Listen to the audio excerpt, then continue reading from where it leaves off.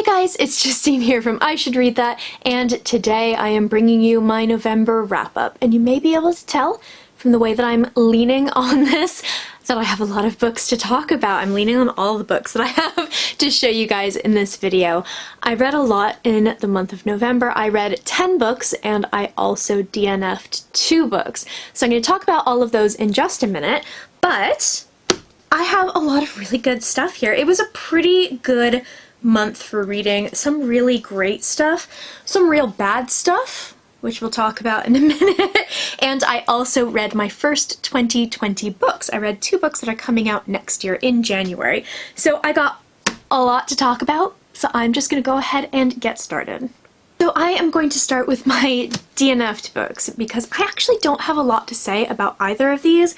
I didn't get particularly far.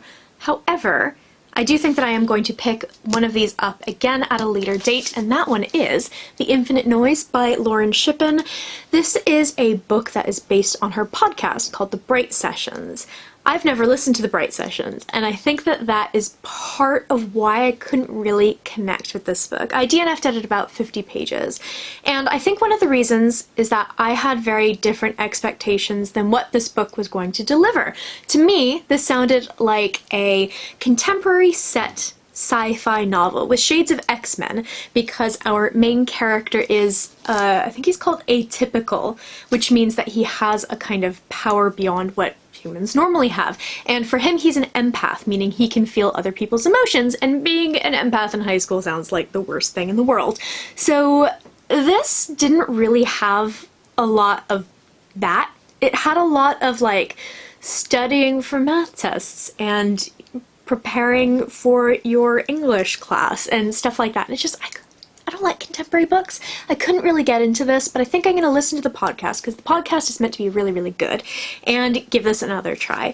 So I think I got about 50 pages in. It's not a particularly long book. I'll stick this back on the shelf and I'll pick it up again eventually. The next book that I have, I maybe got 20 pages into. It was a very highly anticipated book for me, and I did not enjoy it. It's the writing that really got me. The writing and the dialogue.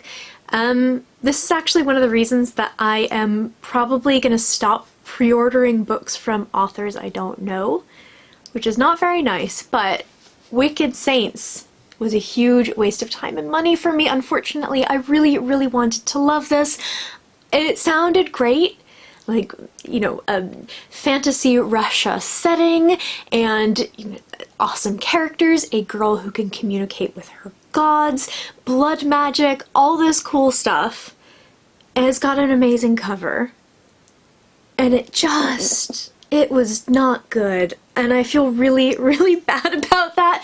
But like, so we have our main character, and she's completely all over the place, and her dialogue is just ridiculous. Like, I feel like, and I don't mean this in any bad way about fanfiction whatsoever, but this feels like really, really bad fanfiction of a much better series. And I feel really terrible saying that. I'm just gonna keep saying that. I feel really terrible, because I do.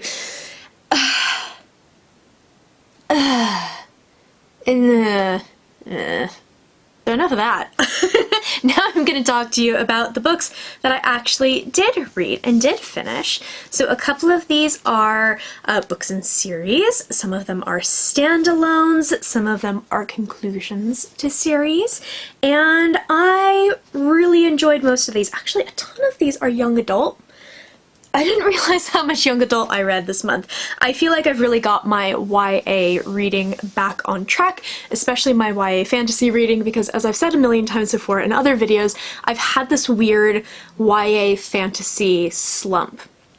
And I haven't really read any YA fantasy since the spring, and I'm more than making up for that now because I read a ton of it. So the very first book that I have, I'm not going to say a huge amount about because I actually have a full review.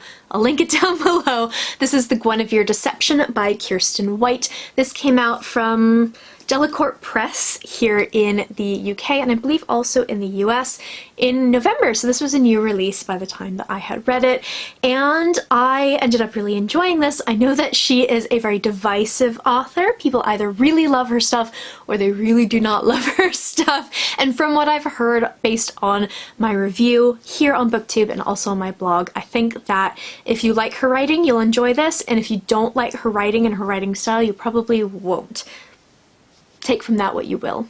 This is the first book in a new trilogy called, I think, the Camelot Rising trilogy, and it's basically a King Arthur retelling, as you may be able to tell from the cover and the title.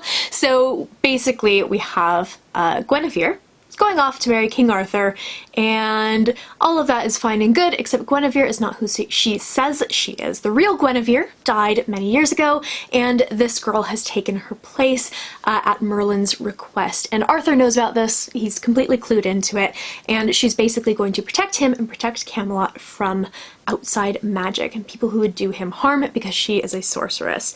So this was really fun. I really enjoyed it. It was a super quick, breezy read. If you like the King Arthur kind of legend, or even if you don't know much about it, I think that you might really end up enjoying this if you like YA fantasy. So go ahead and check out my review. I talk about it much more there, but I gave this 4 out of 5 stars.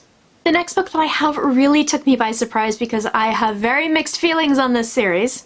Very mixed feelings, and I have bitched and moaned about this before on this channel, so be ready for a repeat.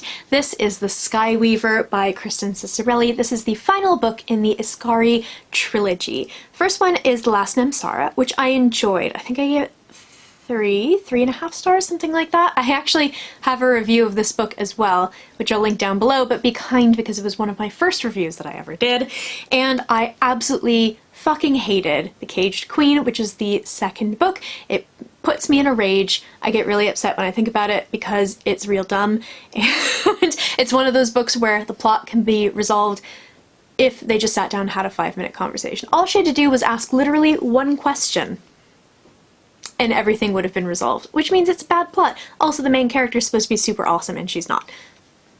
I'm gonna cut myself off. This book follows one of my favorite characters from the first book. She's much more of a present character in that, called Sapphire. I keep calling her Saphir. Her name is Sapphire. I don't know. But this follows Sapphire, and she is sort of in charge of security for the king. She is a soldier, she is a fighter, and you see some of her backstory in the first book. She had a very, very difficult upbringing. So she is on the hunt for this pirate named Eris, who's kind of taunting her. She's this famed thief, and she's kind of taunting her, and she's lurking about in the castle, and Sapphire decides to go after her, and everything kind of implodes from there because there's so much more going on than Sapphire initially thinks. This was super fun. I really enjoyed it, and I cannot tell you how surprised I was by how much I enjoyed this.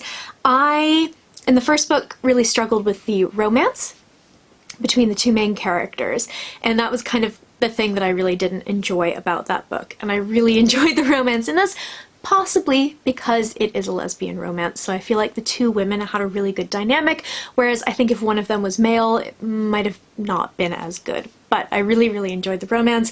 Sapphire's just an amazing character. She's super great. I really liked Eris, and I really liked the story. And I also love the fact that this takes place at sea. There's actual pirates. I wish there were more pirates in YA fantasy. You'd think that there would be tons of them, but I don't seem to find them at all.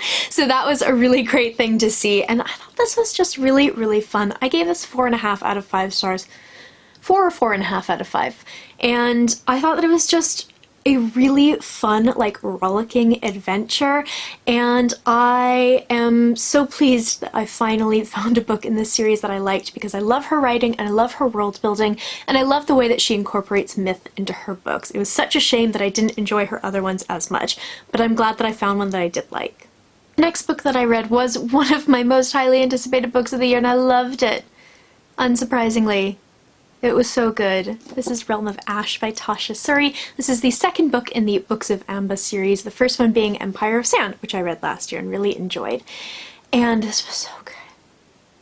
It's just wonderful. These books are like a really wonderful slow burn story with really wonderful slow burn romances.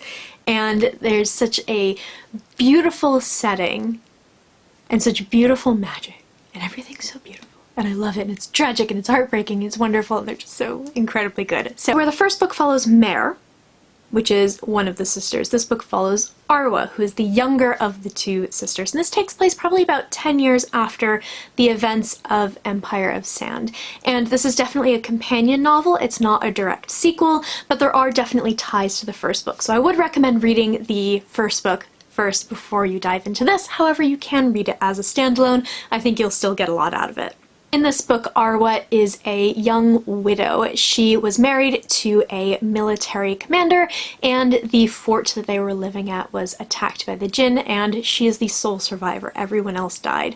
And so she's been basically sent away to this place where widows live kind of outside of society, and she is learning to kind of channel her rage and hide her magical blood that she inherited from her mother.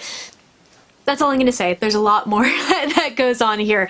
This is just a wonderful book, and if you haven't picked up her books yet, please do, because they're just fantastic. They're just so good, and this like broke my heart, and it made me so happy, and the cat stared at me because I was crying, and it was just wonderful. So I gave this 5 out of 5 stars. The next book that I read in the month of November is a book by one of my favorite authors, one of my favorite YA fantasy authors. I was so happy to get this book in my hands. This is Song of the Crimson Flower by Julie C. Dow.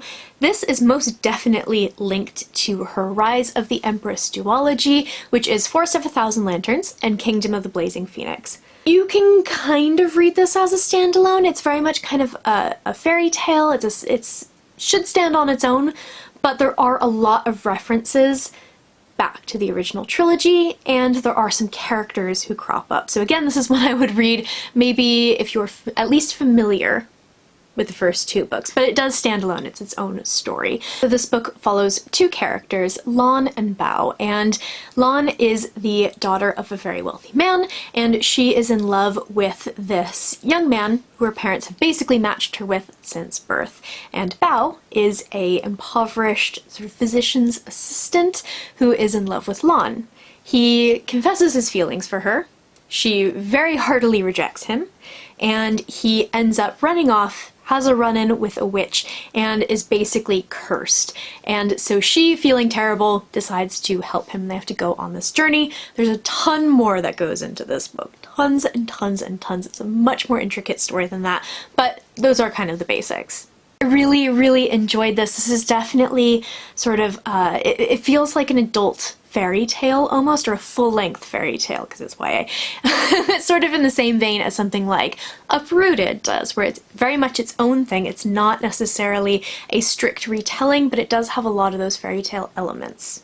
I'm always happy to return to this world because I think it's absolutely lovely, and we get lots of throwbacks to the other books, as I've already said, and that made me so joyful as a fan of those other books. I also really enjoyed the characters. I particularly loved Lon. I thought that she was much more complicated than a lot of the kind of fairy tale heroines that you tend to see.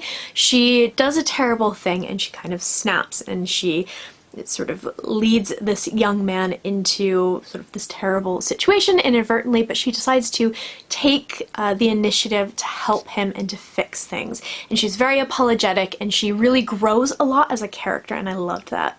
I gave this book 4.5 out of 5 stars. I thought it was just fantastic. It's so much fun, and if you like her other books, I think you'll enjoy this too. The next book that I have is one of the most highly anticipated books of the year for a lot of people. It was one that I was really looking forward to, but I was a little bit cautious about because I didn't love the first book. I adored the second book.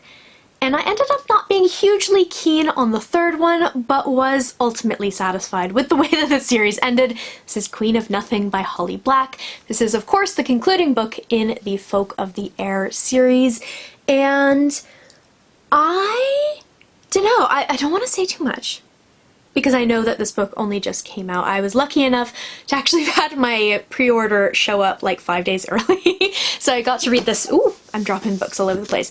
I got to read this very early, and I don't want to spoil anything, but there were some ways in which I feel like she maybe cut corners a little bit. There were some things that I thought were not sort of utilized to their full potential. And a lot of what I love from the second book, from The Wicked King, is the fact that it is so plotty and so schemy and backstabby, and you get this horrible sense of danger throughout the entire thing. And that was really missing from this book for me, and that's what really makes that second book work so well as opposed to The Cruel Prince, which I thought was a huge mess, but redeemed itself with the ending, and that sort of energy from the ending continued on through the second book. So I liked it. I gave this 3 out of 5 stars. I liked it. I didn't love it. I felt like it could have been so much more. And I feel like there were a lot of elements that I would have loved to have seen in this book that she set up and then didn't really follow through on. I'm going to be as vague as possible and leave it there, but if you have read this book and you want to chat about it, definitely DM me. Don't put spoilers in the comments here. The next book that I read is The Subtle Knife by Philip Pullman. This is the second book in his Dark Materials, and I have been listening to these on audiobook. I reread Northern Lights, also known as The Golden Compass, on audio last month, and then went ahead and read this month, and I'm planning to finish up the series in December if I can find the time. I have all the audiobooks, so I should, but we'll see what happens. I really enjoyed this. I hope that this isn't a spoiler for like a 10-plus-year-old series, but if you don't want to hear anything, maybe skip ahead a little bit. I love the fact that he brought us into our worlds, into the Oxford that we know, the world that we know, and you get that kind of crossover and you get so much of the switching between worlds. That was definitely the strength of this book for me, and I loved Will as a character. He's really, really fantastic, and he and Lyra work really well together. I do think that this book suffers a little bit from middle book syndrome. I think that we are going to get a really, really good conclusion because we had a really good start. This is just kind of in the middle. So I gave this 4 out of 5 stars. I did really enjoy it, and I do enjoy the audiobooks. I did have to get used to the full cast because I did not like that at first. I'd never listened to a full cast audiobook before, but these are really, really fun, and it's driving my camera crazy because it's so shiny, but I really enjoy these. I am so sad that I missed out on reading these as a kid, but I am reading them now, and I need to catch up, but I am watching the TV series on BBC. The next book that I read is on my Kindle. This is The Guest List by Lucy Fowley. I read her debut novel, or her debut thriller, I think. She's written other books before.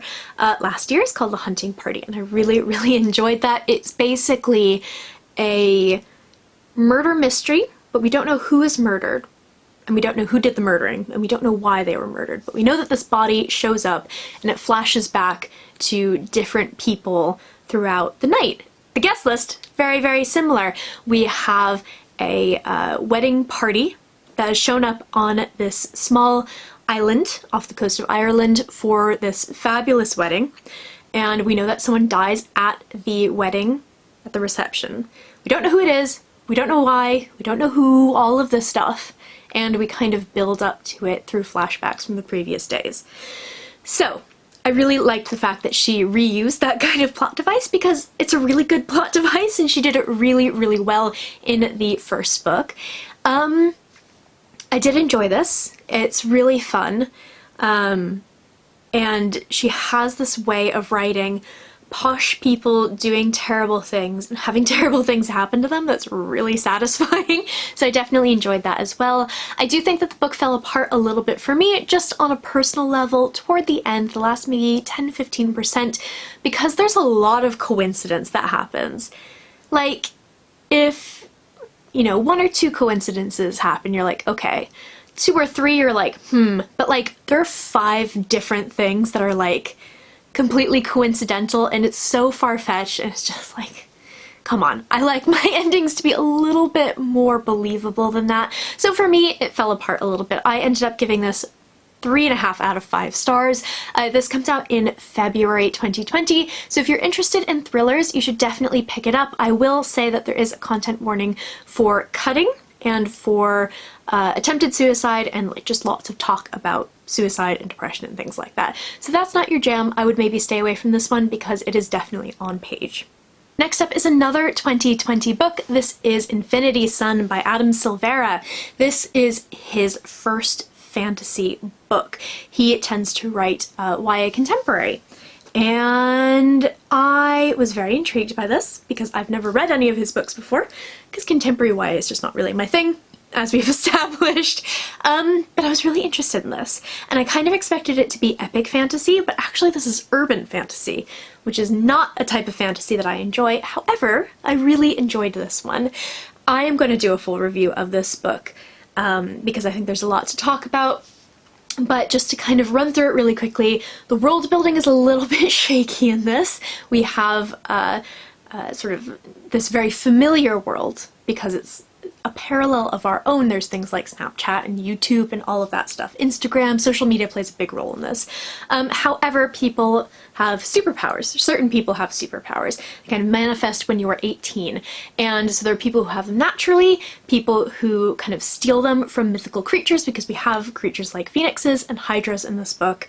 And there's a lot of different factions that come together, and it was a little bit shaky for me, but I really enjoyed the two main characters. So Emil and Brighton are twin brothers, and they live in the Bronx in New York, and they're on the eve of their 18th birthday.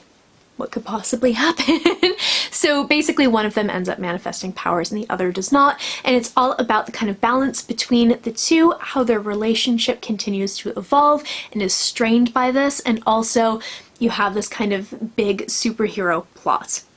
I really enjoyed this for the plot and for the characters. I think that Emil is probably going to be a fan favorite. I think that people will like Brighton a lot less. However, I really warmed up to Brighton, and I thought he was a really, really interesting character. So I'm very curious to see what people think of this book, which comes out in January of 2020, I think on the 14th of January.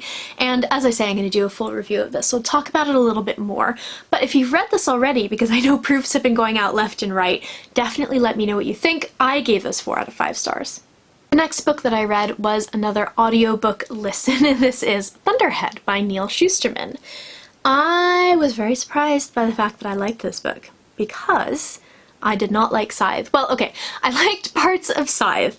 I love the concept of Scythe, and I loved the secondary characters in Scythe, but I hated the two main characters. However, my friend Judith from Dead Good Book Reviews is very, very smart and said, because of these things that you don't like in Scythe, give Thunderhead a chance, because I think that a lot of those issues will be fixed. And she was totally right. Always listen to Judith because she's very smart. So I ended up really, really enjoying this. There are a couple of moments, I would love to flick through this and find those scenes, because I don't know if it's just the writing is a little bit ridiculous, or if maybe the audiobook narrator was a little bit over the top, but there were a couple of unintentionally comedic moments. I can't give them away because they would spoil the ending, but if you've listened to the audiobook, maybe you know what I'm thinking of. I don't think they were meant to be funny. Maybe that's just me, I don't know. But I still continue to really dislike Rowan. He's just the shitty edgelord kid that you knew in high school who's just a huge pain in the ass, and I just hate him so much. But I ended up really liking Citra in this book.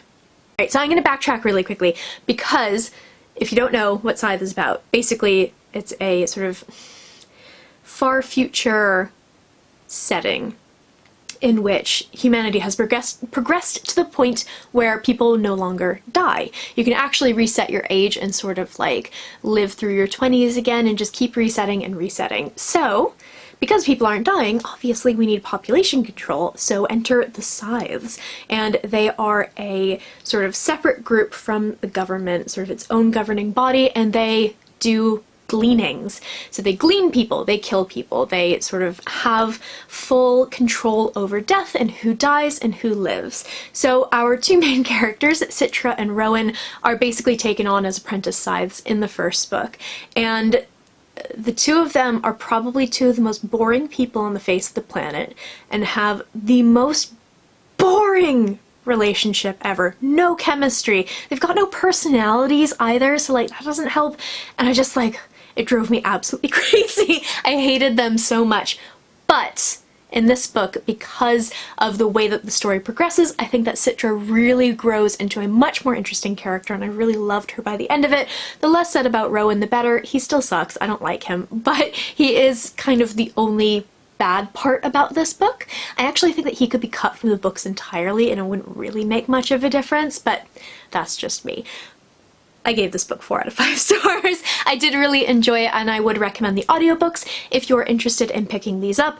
If you have seen my December TBR/current reads video, you will know that I am currently listening to the audiobook of the third one, The Toll.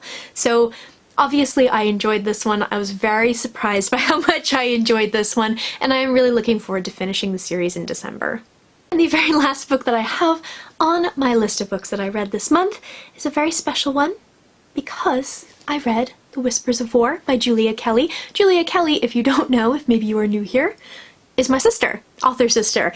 This is her second World War II historical fiction book, and this comes out in January. And it's really good. She won't let me review it because obviously I'm biased and she has like ethics and morals and stuff. So I'm going to talk about it here instead. This is really, really good. If you like historical fiction and if you like World War II settings, then I think you'll absolutely love this.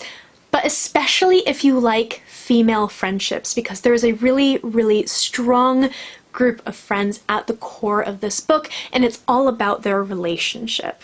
So this book is one of those kind of dual timeline books. However, I think the historical aspects really take precedence. Most of this book is the historical stuff. So basically, we have a young woman in our modern times named Samantha, and her grandmother has just passed away. Her grandmother is this woman named Marie, and Marie has made her the executor of her will. So Samantha has to basically lead the memorial service for Marie and has to come up with a speech, a eulogy, and she feels like she doesn't really know her grandmother very well. So she ends up going to London, where her grandmother had spent the majority of her younger years, and meets up with her grandmother's friend Nora. And Nora kind of tells her the story of Marie's life and also her own and their friend Hazel's life as well. And this is really, really good. I think that one of the things that is really interesting about this, especially for me as someone who doesn't necessarily know a whole lot about British history, kind of the finer points of British history, there were internment camps in Britain for German citizens, and that is one of the big aspects of the story because Marie is German, and however she has lived most of her life in the UK and in London, she is in danger of being put into one of these camps, and so this friend group is desperately trying to find a way to keep her out and keep her optimistic and kind of make sure that life continues on. This was really good. I really enjoyed this, and if you like historical fiction, you should definitely pick this up because Julia is such a talented writer, and this book made me cry. And I love anything that has to do with female friendships and really strong women and women who kind of buck conventions. So all of these women, despite the fact that one is a homemaker, one of them is a secretary, and another is kind of a debutante type, they all defy conventions and the expectations that people have for them. So I really enjoyed this. I gave this 5 out of 5 stars. This is really great. Comes out in January 2020, so go ahead and pick it up. So that is it for my November wrap-up. Those are all the books that I read and DNF'd this month. So it was a really good month for reading. I was definitely taken by surprise by a couple of things. I got to wrap up a series. It was really, really good. So I'm hoping to keep that energy going through December. In the comments below, I would love to hear what you read in the month of November and if any of these books are on your TBR as well. I post bookish content to this channel fairly frequently, so go ahead and hit subscribe, check back soon, and I will see you next time.